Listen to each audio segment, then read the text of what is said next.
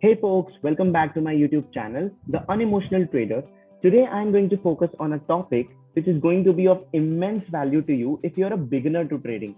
Alright, so do watch the video till the end. And if you really like the content and if you think that I have added even 1% to what you already knew about the topic, then do like this video. Alright, so let's quickly start off. Let's assume that a stock is moving in an uptrend. Alright, it's moving in an uptrend and there comes a price level beyond which it is becoming very difficult for the stock price to go, right? So this price level known as the resistance acts as a hurdle to the stock price. All right, there are many sellers sitting here in this area, and that is why we also call it supply zone. All right, there are many sellers sitting here which prevent the stock price from going beyond this level. So they'll try to push back this price. Okay, now let's assume that this stock price somehow managed to break out this resistance, and then it has gone up, and then after a certain stage it's again coming in a downtrend. All right, it's coming in a downtrend. Now this price level, which was earlier a resistance to the price, will now act as a support to the price. Why do I say so? Because there is a heavy demand zone created here this time. So there are a lot of buyers sitting here in this area, which would prevent the stock price from going further down. Rather, they would try to push up the price from this level in this direction. So here, this price level is known as resistance, and at this stage, this price level is known as support.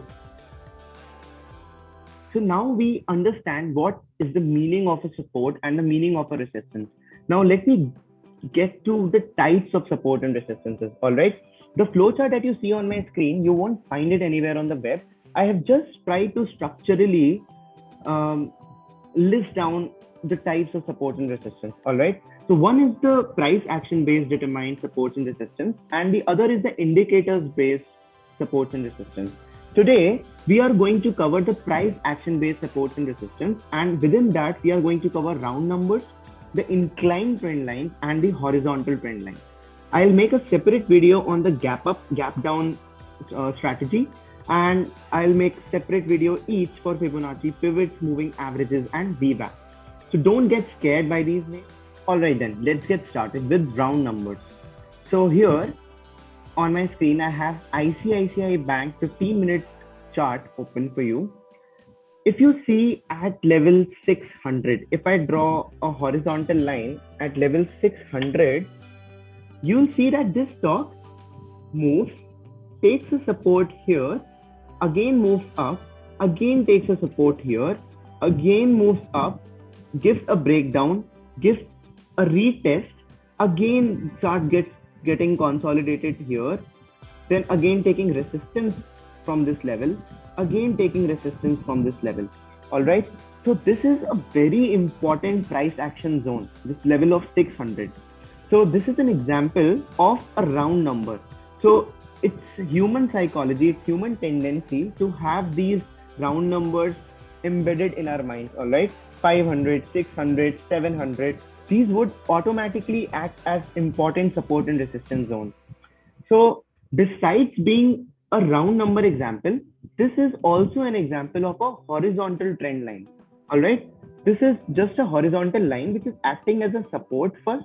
1, 2, 3, and 4. 4 times acted as a support. Then 1, 2, 3. 3 times acting as a resistance 2. So it's a very important example of round number based determined supports and resistance, and horizontal trend line determined supports and resistance.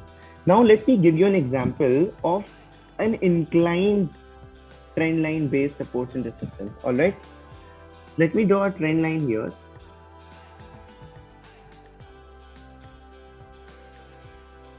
All right, so if you closely see this trend line, this stock ICICI Bank has taken resistance from this trend line time and again, thrice in front of us.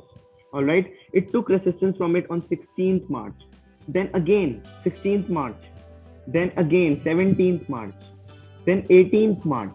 All right, it has taken multiple resistances from this trend line, and now currently the market price of this stock is around 586 rupees. There is high probability that the stock might test this trend line again. It might test this, it might go down again, or it might give a breakout too. So it's very important to have an eye on this stock when it reaches this particular level, around 593. All right. So I gave you an example of round number, horizontal trend line, as well as an incline trend line.